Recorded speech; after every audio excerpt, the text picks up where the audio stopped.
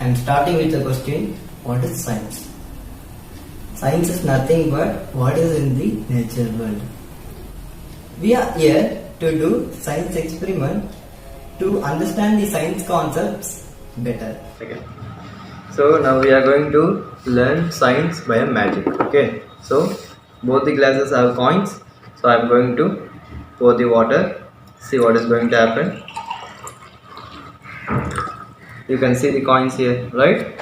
So now see the magic. The coin is invisible, right? This is because we are going to learn a science refraction of light. See, there's a coin inside the glass, but here the coin is not inside the glass. In the second glass, the coin is visible because the light is passes from the water to air and to our eyes. In the second glass, the light has to pass from air to glass, then to water, then to air, then it has to pass to our eyes.